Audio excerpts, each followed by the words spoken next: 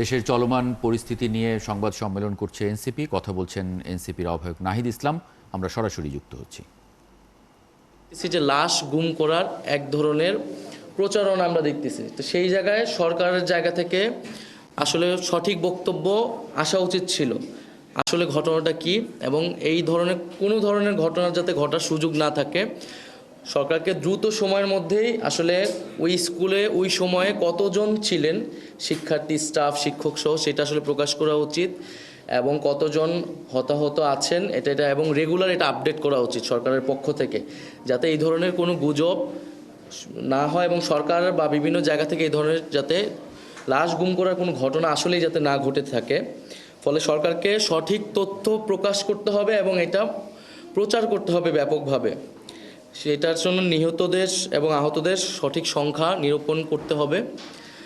আর যেটা আমাদের ডক্টর তাসনিম যারা বললেন যে আহতদের চিকিৎসার ক্ষেত্রে এবং দীর্ঘমেয়াদী পুনর্বাসনের ক্ষেত্রে যেই পদক্ষেপগুলো নেওয়া উচিত, আমরা সেগুলোর দাবি জানাচ্ছি।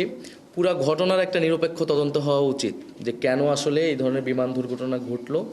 সরকারের উচ্চ পর্যায় থেকে আসলে তদন্ত কমিটি করা উচিত এবং সেই জায়গায় সরকারের বাইরেরও বিশেষজ্ঞদের আসলে থাকা উচিত, স্কুল কর্তৃপক্ষের প্রতিনিধি থাকা উচিত এবং ভবিষ্যতে যাতে এই ধরনের ঘটনা না ঘটে এই জন্য দীর্ঘমেয়াদী আমাদের রেস্কিউ টিম সহ মেডিকেল টিম এই ধরনের পদক্ষেপ নেওয়া উচিত। আর সর্বোপরি আমরা শিক্ষার্থী সমাজ এবং জনগণের সবাইকে ধৈর্য ধরার এবং শান্ত হওয়ার আহ্বান জানাচ্ছি এবং সকল রাজনৈতিক দল, সামাজিক সংগঠন যাতে ভুক্তভোগী পরিবার, ছাত্রদের পাশে এবং সরকারের পদক্ষেপগুলোর পাশে দাঁড়ায় এবং সহযোগিতা করে এবং উদ্ভূত পরিস্থিতিকে কেন্দ্র করে যাতে কেউ সুযোগ সুবিধা নিতে না পারে। বিশেষত আমরা আজকে সচিবালয়ের ঘটনায় বিভিন্ন জায়গায় শুনছি যে সেখানে নিষিদ্ধ ঘোষিত সংগঠন ছাত্রলীগের কাউকে দেখা গেছে বা তারা আওয়ামী লীগের যত সোশ্যাল মিডিয়া পেজ আছে সেখান থেকে কিন্তু এক ধরনের প্রচারণা করা হচ্ছে, মিথ্যা তথ্য দেওয়া হচ্ছে। তো সেই জায়গায় আসলে আমাদের সচেতন হওয়া উচিত এবং মূলত